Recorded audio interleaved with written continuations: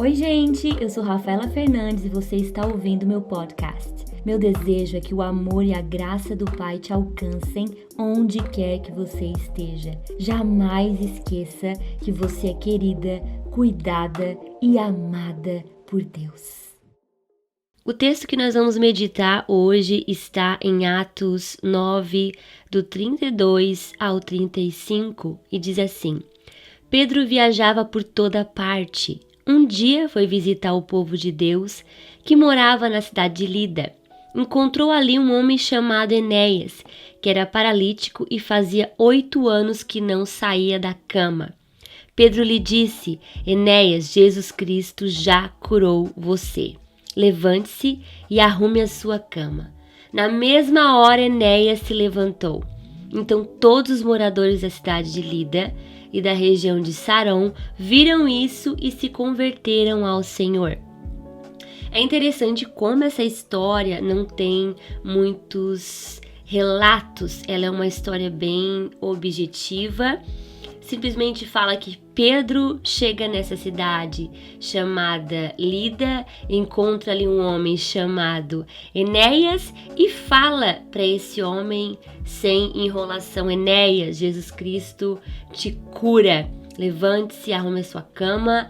E toda a cidade fica sabendo desse grande milagre e acaba se tornando um grande testemunho. E aí já parte para outra história. E o que me chama a atenção é isso, a objetividade desse texto, mas o fato é que nenhuma história na Bíblia foi colocada em vão, porque Jesus fez muitos milagres. Ele em pessoa quando estava na terra e através dos seus discípulos, Mas nem todos foram contados na Bíblia.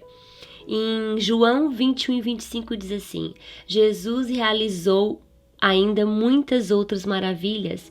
Se todas elas fossem escritas uma por uma, acredito que nem mesmo o mundo inteiro seria capaz de conter os livros que se escreveriam.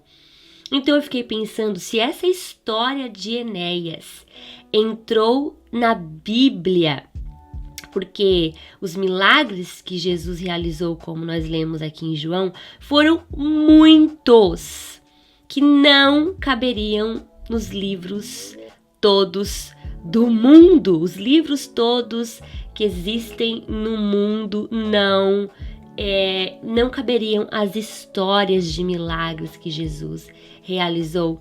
Então, se essa história foi escolhida para entrar na Bíblia, dentre tantas outras, é porque o Espírito Santo queria falar conosco. E é o que ele tem para falar conosco hoje, ele tem algo para nos ensinar. Então, o primeiro ponto importante que eu quero comentar com vocês é sobre o nome Enéas. O nome Enéas significa glorioso, terrível, forte. Mas esse terrível não é um terrível de ser mal, mas um terrível de ser poderoso. E eu quero dizer para vocês que naquela época o nome da pessoa era muito importante. O nome ele tinha significados especiais. Os nomes tinham relação com as circunstâncias do nascimento, do local onde a criança nasceu, da aparência da criança. Às vezes o nome tinha a ver com o futuro da criança. É o caso dos nomes proféticos. Muitas vezes o nome representava a personalidade da pessoa, literalmente representava o caráter dela. Vocês lembram da história do profeta Eli? Ele estava sentado numa cadeira enquanto os seus filhos e o povo de Israel estavam numa guerra lutando com a Arca da Presença. E aí aconteceu que os filhos de Eli morrem nessa guerra, a Arca da Aliança é roubada e aí alguém sobrevive nessa guerra e volta para contar para o sacerdote Eli tudo o que havia acontecido, lembrando que naquela época não tinha WhatsApp, para que o cara pudesse dizer, olha, Eli, todos aqui morreram, os teus filhos morreram, a Arca da Aliança foi roubada, foi uma tragédia. Não, a pessoa teve que ir ao encontro do sacerdote Eli, e não se sabe quanto tempo isso levou, se foi horas ou 1 ou 2 dias. Eu só sei que ele chegou lá na presença de Eli para dar notícia. Eli, seus filhos faleceram na guerra, e o pior, a Arca da Aliança foi roubada. Quando Eli ouve isso, ele cai da cadeira, morre, né? Ele tem, acredito que, um ataque fulminante com a notícia de que a arca havia sido roubada. E o que acontece é que a nora de Eli estava próxima e ouviu as notícias de que o marido havia morrido, o cunhado havia morrido e agora o sogro tinha caído duro, morto, ao seu lado. E ela estava grávida, né? Quando ouviu a notícia, ela estava grávida e ela acaba entrando em trabalho de parto com toda aquela tragédia que ouviu. E a criança nasce e ela dá o nome para o filho de Icabô, que significa foi-se a glória de Israel. O que eu quero dizer com tudo isso é que ela colocou o nome da criança conforme a circunstância do momento. Esse exemplo foi só para vocês verem o quanto os nomes eram importantes. Também podemos lembrar do nome Nabal, que significa uma pessoa má, alguém mau, alguém ruim, terrível, ignorante. E era exatamente o que Nabal era. Então, assim, se você tivesse numa festa e alguém te apresentasse, olha, eu quero te apresentar um amigo e o nome dele é Nabal, você já ia olhar para ele e pensar, esse cara não é boa coisa, simplesmente por causa do nome da pessoa. Então, nós podemos ver que o nome Enéas não havia sido colocado em vão. Os pais dele, quem sabe, quando ele nasceu, viram uma beleza nele fora do comum. De certo, olharam para ele e disseram, tu vai ser um homem incrível, de sucesso, tu vai ter um futuro maravilhoso. Por isso nós escolhemos esse nome para você, glorioso. Como eu falei, Enéas significa glorioso, terrível, poderoso. Enéas carregava um nome poderoso e quem sabe por muito tempo da vida dele ele foi glorioso. Ele teve dias incríveis, ele teve muitos amigos, uma vida próspera, feliz. Ele era um homem, quem sabe, nos seus 40, 50 anos, o texto não conta a idade dele, mas dá para entender pelo texto que ele não era uma criança, senão a Bíblia teria citado isso. Então, com certeza, antes dessa tragédia toda acontecer com Enéas, antes de ele ficar paralítico e preso a uma cama por 8 anos, ele teve uma vida, ele teve uma vida de sucesso, rodeada de amigos, de familiares, antes disso tudo acontecer. E eu fico imaginando a dor e tristeza que ele sentia. Ele carregava um nome poderoso, mas que naquele momento não combinava nem um pouco com a sua realidade. Ele estava paralítico, preso a uma cama por 8 anos, ele não saía dessa cama, ele provavelmente passava dias sozinho, sem visitas, os amigos que costumavam visitá-lo já tinham sumido, porque a gente sabe que normalmente muitas pessoas estão ao nosso redor quando tudo vai bem, mas quando tudo vai mal, muitas delas desaparecem. Então pensem comigo, ele tinha perdido a esperança de se casar, provavelmente, de ter uma família, de ter filhos. Ele se sentia solitário, amargurado, triste, desprezado, vivendo uma vida que não era dele. Uma vida que era para ser gloriosa, agora é cheia de humilhação e desprezo. Talvez você tenha passado por momentos que jamais imaginou passar. Assim como Enéas jamais imaginou que uma tragédia fosse acontecer de repente na vida dele e que mudasse toda a história da vida dele. Talvez você tenha passado por alguma situação assim. Talvez você está triste, se sentindo sozinha, se sentindo perdida. Talvez o teu esposo te abandonou, talvez você passou por uma traição, talvez os seus filhos, te decepcionaram e ao invés de uma vida maravilhosa, você tem encontrado só lutas e dificuldades. Amigos sumiram, a família também abandonou. Você se sente sozinha, solitária, humilhada até pelas situações que têm surgido na sua vida, quem sabe no seu trabalho, na sua família.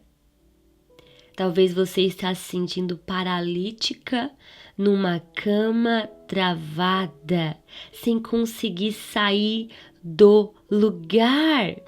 Sem perspectiva de um futuro melhor, você tenta e parece que quanto mais tenta melhorar, mais piora, mais anda para trás.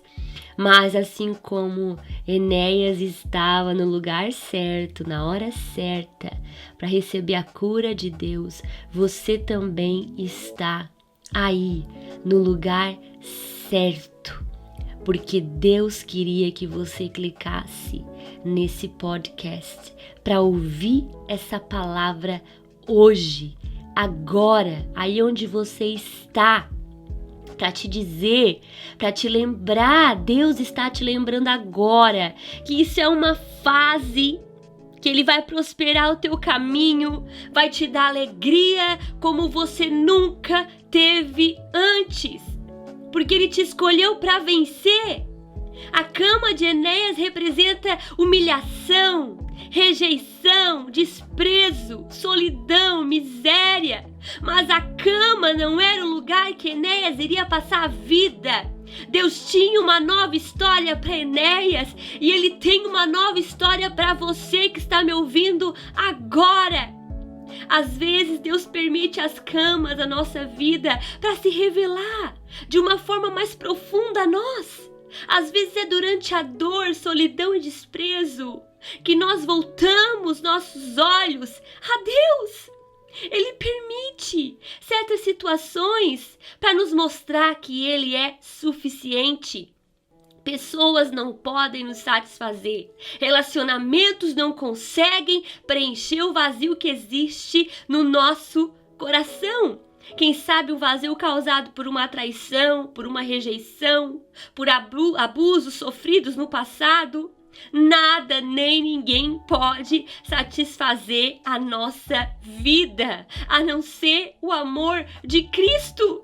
Ele é a resposta, Ele é a saída, Ele é a paz que você precisa para sua alma angustiada. O texto diz que Enéas estava naquela situação há 8 anos. No 8º ano daquela situação, Deus colocou Pedro no caminho de Enéas para curá-lo. O número 8 na Bíblia significa ressurreição ou novo começo.